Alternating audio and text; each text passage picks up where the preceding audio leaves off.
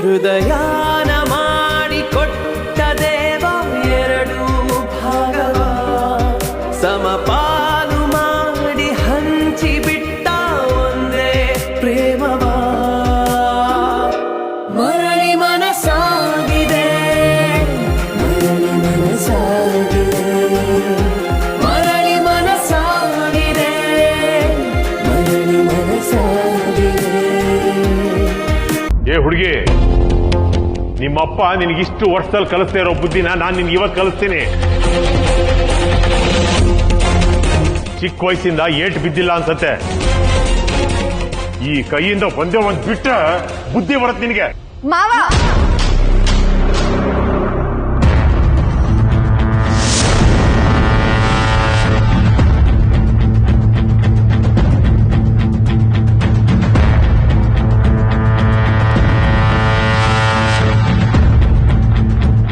ನೀವೊಂದ್ ಕೆಲಸ ಮಾಡಿ, ಇವತ್ತಾಗಿದ್ದಾಗ್ಲಿ ನನಗೆ ಹೊಡೆದ್ಬಿಡಿ.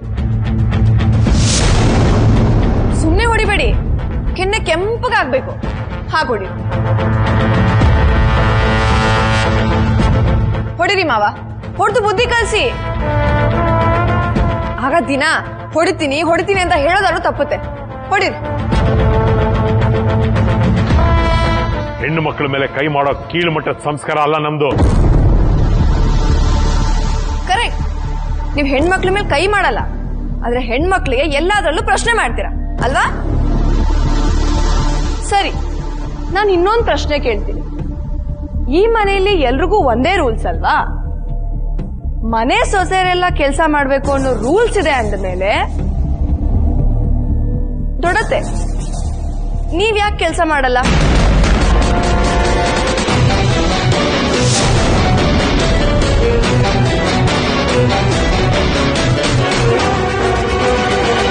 ಸ್ಪಂದನ, ದೊಡ್ಡತೆ ಬಗ್ಗೆ ಇನ್ನೊಂದು ಮಾತಾಡಿದ್ರು ನಾವ್ ಯಾರು ಸಹಿಸ್ಕೊಳ್ಳಲ್ಲ. ಬನ್ನಿ ದೊಡ್ಡತೆ, ಇವಳ ಹತ್ರ ಏನ್ ಮಾತಾಡಿದ್ರು ಪ್ರಯೋಜನ ಇಲ್ಲ. ಯಾಕೋ ಯಶು ಅಕ್ಕ, ನಾನೇನ್ ತಪ್ಪು ಹೇಳ್ದೆ? ಏ ಕಾಡ್ಕೊಡಿ, ನೀನ್ ಒಂದು ಮಾತಾಡಿದ್ರು ನನ್ನ ತಲೆ ಕೆಟ್ಟ ಹೋಗುತ್ತೆ ಹೇಳ್ತಾ ಇದ್ದೀನಿ. ಯಾವಾಗ್ಲೂ ಇನ್ನೊಬ್ರಿಗೆ ಕೆಲಸ ಹೇಳೋರು ನೀವು, ಇವಾಗ ನಿಮ್ ಕೆಲ್ಸದ ಬಗ್ಗೆ ಹೇಳೋಕ್ ಬಂದ್ರೆ ಹಿಂದೇಟ್ ಹಾಕ್ತಿದ್ದೀರಾ? ಸ್ಪಂದನ, ದಯವಿಟ್ಟು ಹೀಗೆಲ್ಲ ಮಾತಾಡಮ್ಮ. ಇವ್ರ ಜೊತೆ ಎಲ್ಲ ಹೀಗೆ ಮಾತಾಡ್ಬೇಕು. ಇವ್ರಿಗೆಲ್ಲ ಕೆಲಸ ಮಾಡೋ ಇಂಟ್ರೆಸ್ಟ್ ಇಲ್ಲ ಅಂದ್ರೆ ಕುತ್ಕೊಂಡು ದೇವ್ರ ಧ್ಯಾನ ಮಾಡ್ಲಿ, ಮನ್ಸಿಗೆ ನೆಮ್ಮದಿ ಆದ್ರೂ ಸಿಗುತ್ತೆ. ಅದನ್ನ ಮಾಡ್ತಾರಾ? ಅದನ್ನೂ ಮಾಡಲ್ಲ. ಈ ಮನೆ ಒಂದು ರಿಯಾಲಿಟಿ ಶೋ ಆಗಿದೆ, ಯಾರು ಏನೇನ್ ಮಾಡ್ತಾರೆ ಅಂತ ನೋಡ್ಕೊಂಡು ಕಮೆಂಟ್ ಮಾಡೋ ಜಡ್ಜ್ಗಳು. ಇವರೆಲ್ಲ ಬರೀ ಕಮೆಂಟ್ ಮಾಡೋದಲ್ಲ, ಪಾಯಿಂಟ್ಸ್ ಕೊಡ್ತಾರೆ. ನೀನ್ ಟೀ ಚೆನ್ನಾಗಿ ಮಾಡಿದ್ಯಾ, ವೆರಿ ಗುಡ್, ನಿಂಗೆ 10 ಪಾಯಿಂಟ್ಸ್. ನೀನ್ ಕಾಲೇಜ್ ಹೋಗ್ತಾ ಇದ್ಯಾ, ಪಾಪಾ ಛೇ, ನಿಂಗೆ 0 ಪಾಯಿಂಟ್. ನೋಡಿದ್ಯಾನಪ್ಪ ವಿಕ್ಕಿ, ನಿನ್ನ ಹೆಂಡತಿ ನಮ್ಮನ್ನ ಎಷ್ಟು ಕೆಟ್ಟದಾಗಿ ನಡೆಸ್ಕೊತಾ ಇದ್ದಾಳೆ ಅಂತ. ಅಲ್ಲ, ಇವಳು ಮಾತಾಡ್ತಿರೋದೆಲ್ಲ ಕೇಳ್ತಾ ಇದ್ರೆ ನಾವೇನ್ ಈ ಮನೇಲಿ ಇರ್ಬೇಕಾ ಬೇಡ್ವಾ ಅದನ್ನ ಹೇಳ್ಬಿಡು.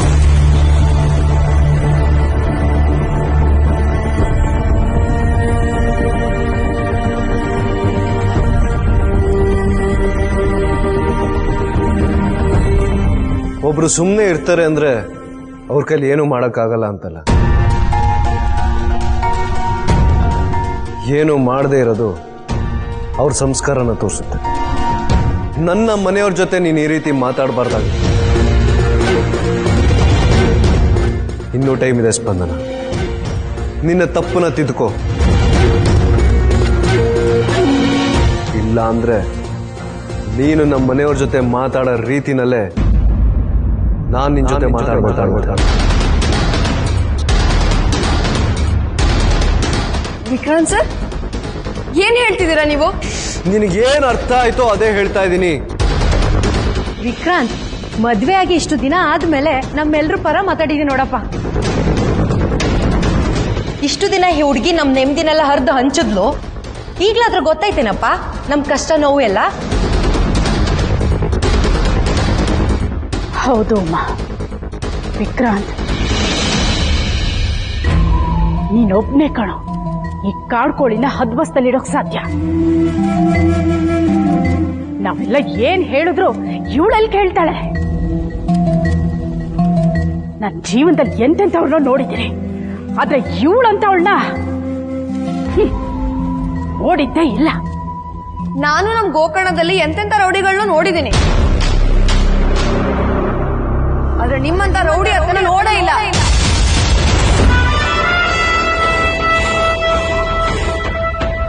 ಸ್ಪಂದನ,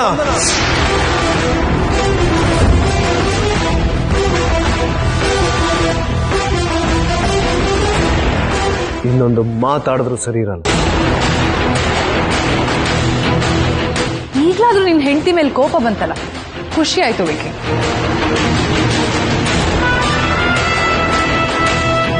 ಆತ್ಮಗೌರವಕ್ಕೂ ಅಹಂಕಾರಕ್ಕೂ ಒಂದು ಸಣ್ಣ ಅಂತರ ಇರುತ್ತೆ ಸ್ಪಂದನ. ಇವತ್ತು ನೀ ಆ ಅಂತರನ ಮೀರ್ತಾ ಇದೆಯಾ?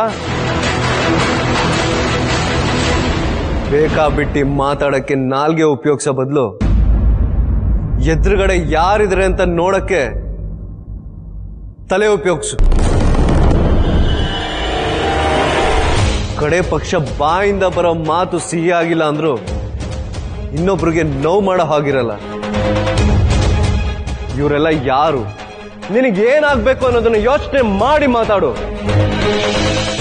ಇಲ್ಲ ಅಂದ್ರೆ ನನ್ನ ಬಾಯಿಂದ ಬರೋ ಮಾತನ್ನ ನಿನ್ನ ಜೀವನದಲ್ಲೇ ಕೇಳಿರಲ್ಲ. ವಿಕ್ಕಿ, ಸ್ಪಂದನನ್ನ ಬೈಯೋಕ್ಕೂ ಮುಂಚೆ ಈ ಮನೆ ಜನ ಅವಳ ಜೊತೆ ಹೇಗ್ ನಡ್ಕೋತಿದ್ದಾರೆ ಅಂತ ನೋಡು. ಅಮ್ಮ, ಕಡೆ ಪಕ್ಷ ಅವಳು ತಪ್ಪಿದ್ಯೋ ಇಲ್ವೋ ಅಂತನಾದ್ರೂ ಯೋಚನೆ ಮಾಡಿ ಆಮೇಲೆ ಮಾತಾಡು. ಚಂದ ಚಂದ, ಅದೇ ಅನ್ಕೋತಿದ್ದೆ. ಇಷ್ಟೊತ್ತಾದ್ರೂ ಸುಜಾತ ಸೊಸೆಗೆ ಇನ್ನು ಯಾಕೆ ಸಪೋರ್ಟ್ ಮಾಡ್ತಿಲ್ಲ ಅಂತ. ಹಾ, ನೀನ್ ಹೇಳಿದ್ದು ಸರಿಯಾಗೇ ಇದೆ ಸುಜಾತ. ನಮ್ಗೆ ಯಾರಿಗೂ ಬುದ್ಧಿನೇ ಇಲ್ಲ. ನಾನ್ BA, ವೈಷ್ಣವಿ MBA. ನಮಗೆ ಯಾರಿಗೂ ಕಾಣದೇ ಇರೋದು PUC ಮಾಡಿರೋ ನಿನಗೆ ಎಲ್ಲ ನೀಟಾಗಿ ಕಾಣ್ತಿದೆ ಅಲ್ಲ. ದೊಡಮ್ಮ ಪ್ಲೀಸ್, ಈ ಮಾತು ನನಗೂ ನಮ್ಮ ಅಮ್ಮಂಗೂ ಇಷ್ಟ ಆಗಲ್ಲ. ಹಾಗಲ್ಲ ವಿಕ್ರಾಂತ್, ನನ್ ಬರೀ ಸುಜಾತ ಲೋ ಲೆವೆಲ್ ಅಂತ ತೋರ್ಸಕ್ ಬಂದಿದ್ದು ಅಷ್ಟೇ ಅಲ್ವಾ ಅಕ್ಕ?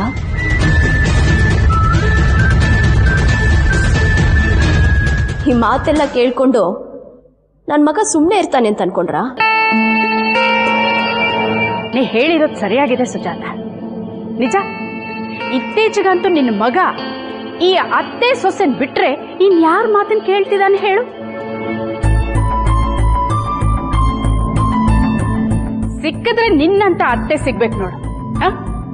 ಕಣ್ಣೆದುರುಗಡೆ ಸೊಸೆ ತಪ್ಪು ಮಾಡಿದ್ರು ಕ್ಯಾರೆ ಅನ್ನಲ್ಲ, ಇನ್ನಷ್ಟು ತಪ್ಪು ಮಾಡಿಸೋದು. ಯಾರಿಗೆ ಸಿಗ್ತಾರೆ ಇಂಥ ಅತ್ತೆ?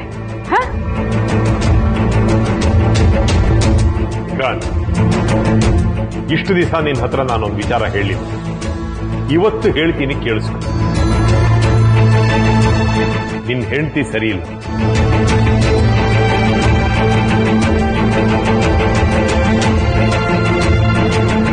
ಇವಳ ಜೊತೆ ಜೀವನ ಮಾಡೋದಕ್ಕೆ ಯಾರಿಂದಾನೂ ಸಾಧ್ಯ ಇಲ್ಲ. ನೀನ್ ಅದ್ ಹೇಗೆ ಇವ್ರ ಜೊತೆ ಜೀವನ ಮಾಡ್ತಾ ಇದೆಯೋ ಆ ದೇವ್ರಿಗೆ ಗೊತ್ತು.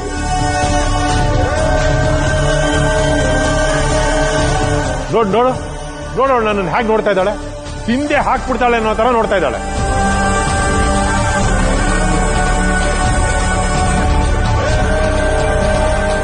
ಸ್ಪಂದನ,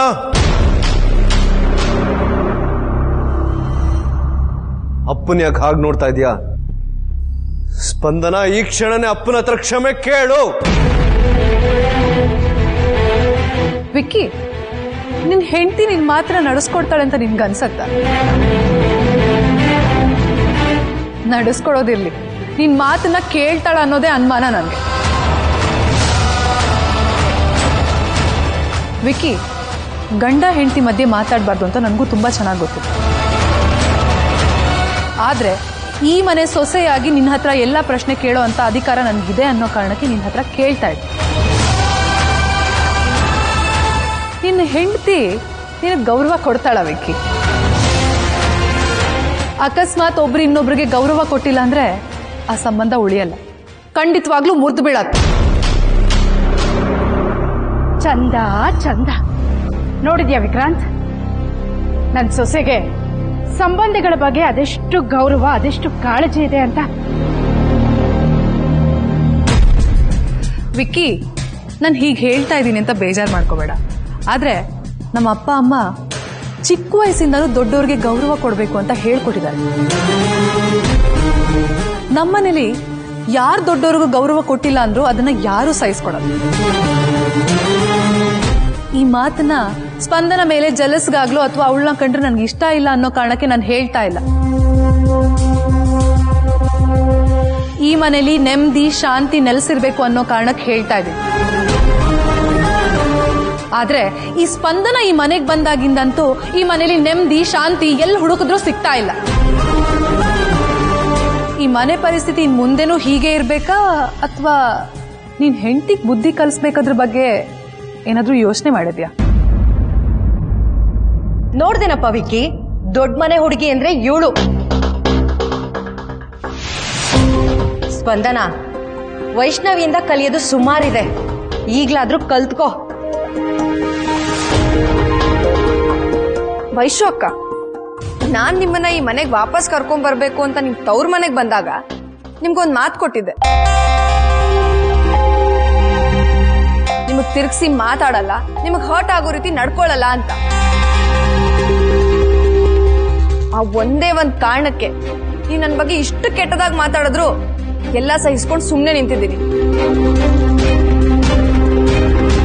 ಅಕಸ್ಮಾತ್ ನಾನು ಆ ಮಾತು ಕೊಟ್ಟಿರ್ಲಿಲ್ಲ ಅಂದಿದ್ರೆ ನೀವ್ ಆಡೋ ಎಲ್ಲಾ ಮಾತಿಗೂ ನಾನು ಕೊಡೋ ಉತ್ತರಕ್ಕೆ ಸ್ಪಂದನ ಅಂತ ಹೆಸರು ಕೇಳಿದ್ರೆ ನಿದ್ದೆಗಣ್ಣಲ್ಲೂ ಬೆಚ್ಚಿ ಬೀಳ್ಬೇಕು, ಹಾಗ್ ಮಾಡ್ತಿದ್ದೆ.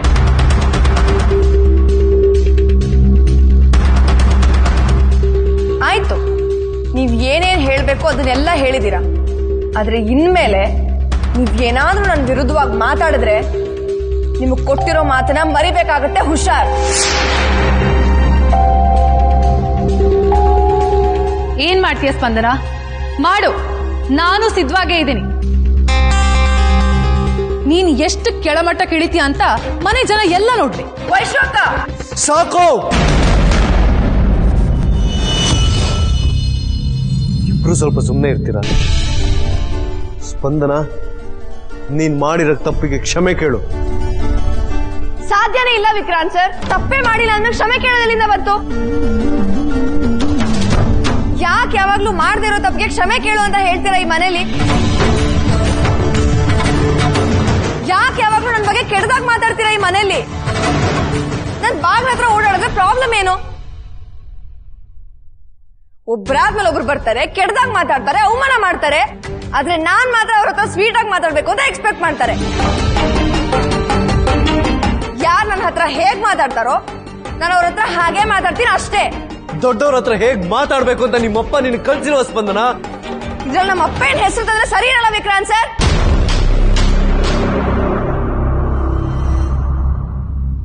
ನಮ್ಮ ಅಪ್ಪ ನನಗೆ ಸಂಸ್ಕಾರ ಕಲಿಸಿದಾರೋ ಇಲ್ವೋ ಅದನ್ನ ಕೇಳಕ್ ನೀವ್ಯಾರು?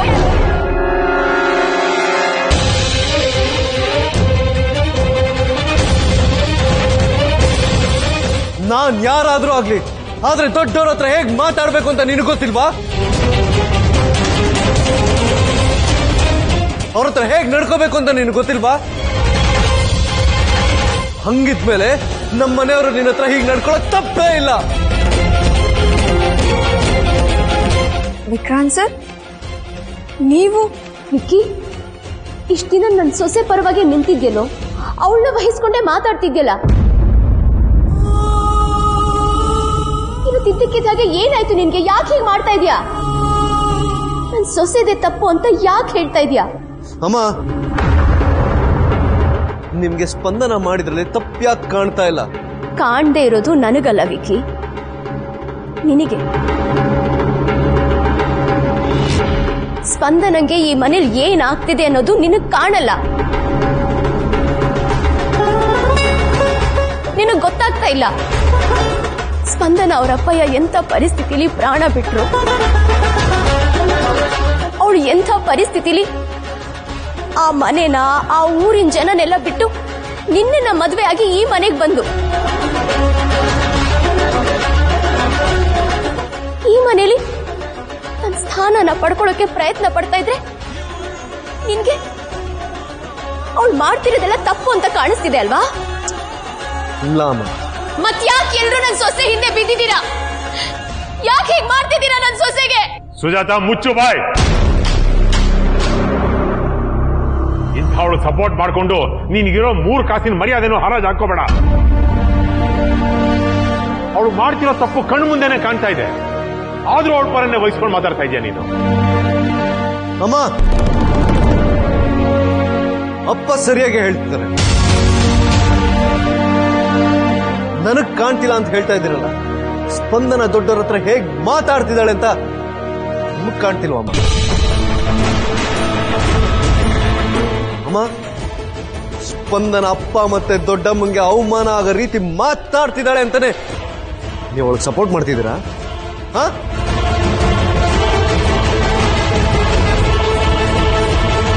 ವಿಕ್ರಾಂತ್ ಸರ್, ಅಮ್ಮನ ಹತ್ರ ಹೀಗೆಲ್ಲ ಮಾತಾಡಬೇಡಿ. ನನ್ನ ತಾಯಿ ಹತ್ರ ನಾನು ಹೇಗ್ ಮಾತಾಡ್ಬೇಕು ಅಂತ ನೀನ್ ಹೇಳಕ್ ಬರ್ಬೇಡ ನನ್ಗೆ.